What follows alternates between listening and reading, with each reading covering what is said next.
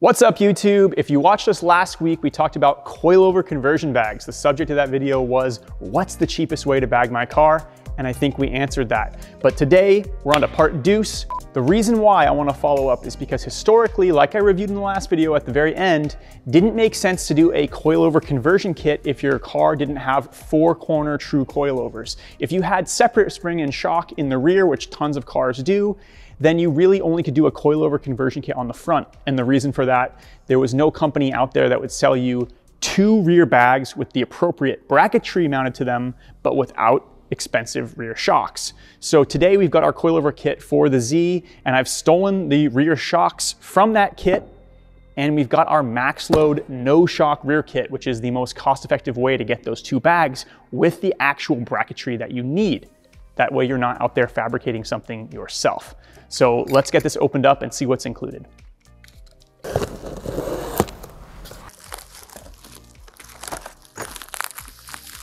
So we've got bags.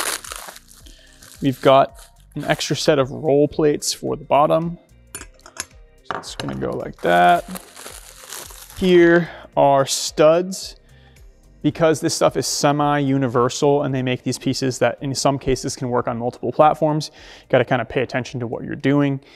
The studs in this case are gonna go in the bottom of these, and they're gonna get picked up by the slotted washer and then held in with a nut at the end that has kind of that scalloped backing on it that holds itself into place. Personally, and if you're anything like me with your own car projects, you probably keep a high-strength thread locker on hand. We're definitely going to be using that on this project. And no, they do not include instructions. That's part of the deal. It's a lot less expensive. So the top has a billet upper mount, and that's going to mate up to the upper spring perch of the Z. The bottom, they intend for us to sandwich this roll plate.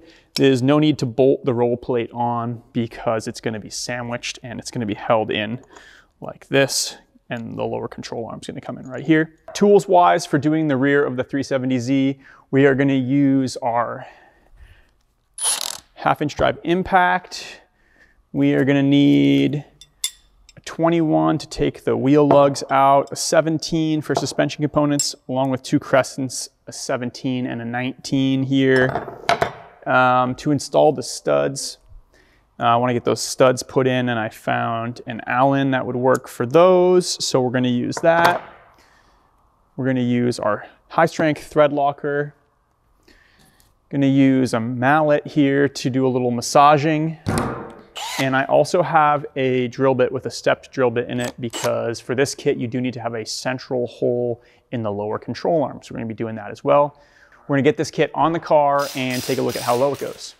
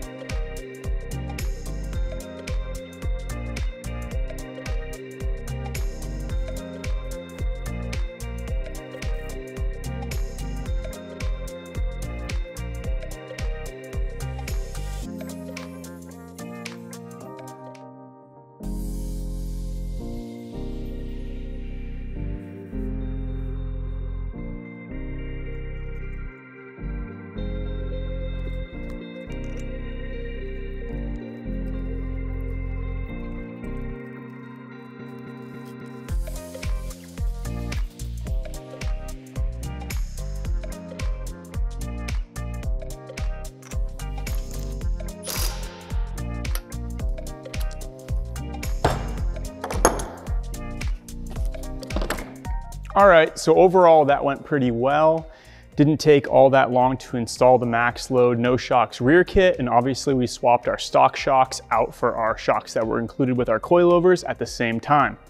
Now I want to drop this thing down off the lift onto our little ramps and set it down all the way and see how low it goes.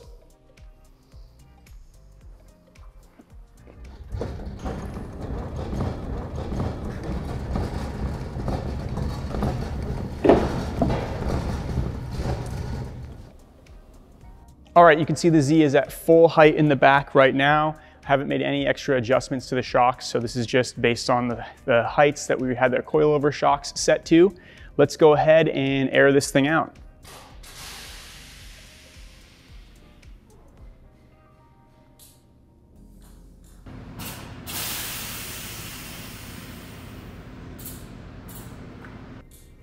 Nice, I'm really happy with that.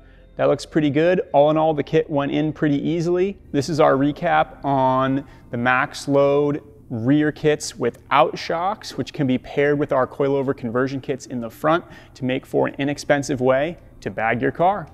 If you have any questions for us, drop a comment below, we'll get back to you, or shoot us a chat through the handy chat feature on bagriders.com. Again, my name is Will. See you on the next one.